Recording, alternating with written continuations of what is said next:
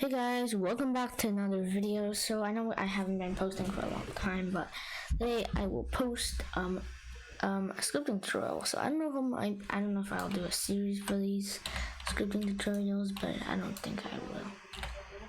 Okay, but basically today we're just gonna start on how basic Studio works. I'll be explaining to you how all this stuff works and how Studio works. That's what I want to explain today. Okay, so first let's start off with the home. So home, we have this things, select, move, scale, and rotate, which we'll go and test in 1 second. But here in the view tab, we have all these. So to start, seeing the Explorer, which is what is in the workspace, and what shares workspace, which is basically everything that's here. So just click Explorer, and then you'll have this stuff. So, and then when you click Properties, you have the properties of something. I'm pretty sure you guys should know this basics at least. Then I don't know, but basically you are having your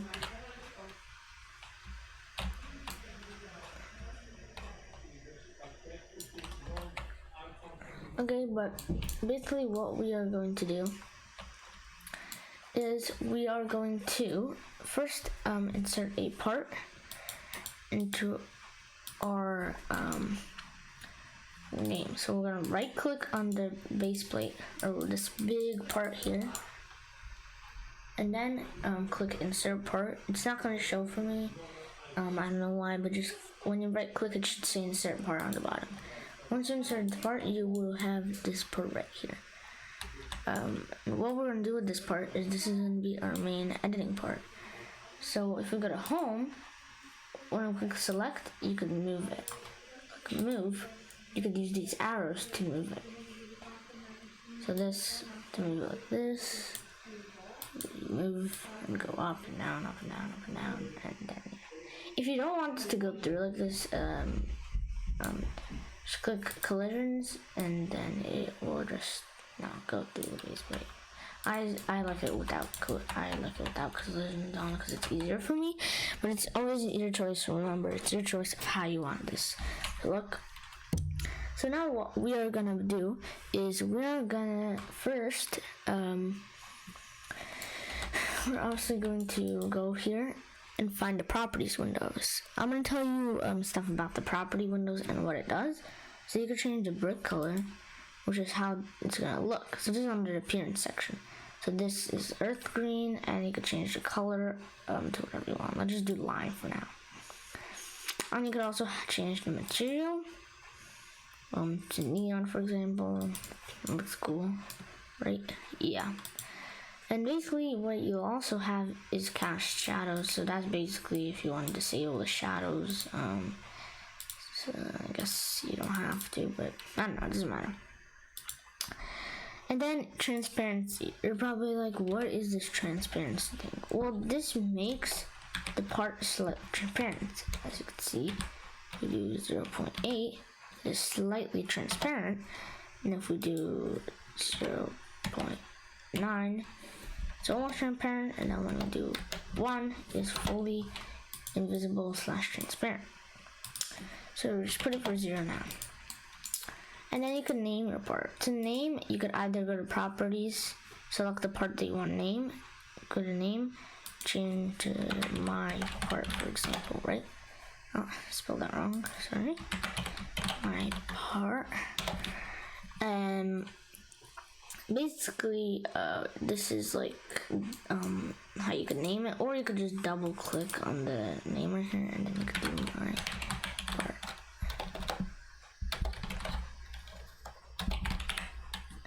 There, see? Now what you can do is you can go ahead and then I'm gonna show you what this home is and what like this stuff. So I didn't say what scale is. So scale is how big, or like how you want your part to look. Want it to be big, you can make it long, you can make it thin, you can make it like big. It doesn't matter really how you do it. And then rotate is, like you can move it using this. For you, it'll probably move with different studs, but I'll show you how to fix that in the next part, which I think I'll post later today or tomorrow. Basically, what you have right here is your basic main part. What does play mean? Well, play means that you could play, but if you click this arrow down here, you have three options. You have run, which is running, which doesn't spawn in your character. You just stay in this kind of mode. I'll show you when you click run. You just stay in this mode, and you'll be able to wait. It has to load. Oh no! Okay, there. And as you can see, it's just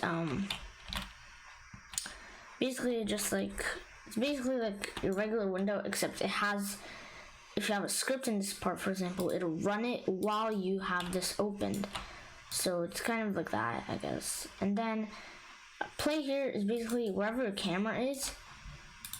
It'll spawn you there. I'm not gonna do it because that's really gonna lag out my game and just gonna lag out my recording software. But yeah. So basically, I'm gonna show you what this stuff is. So effect is basically the effects of how it looks. So you can make an explosion, which will add an explosion. I have no idea why it's putting the explosion there, but I don't know, just add some effects. Oh, fire, it'll add fire to the part. Let's see. It's fire.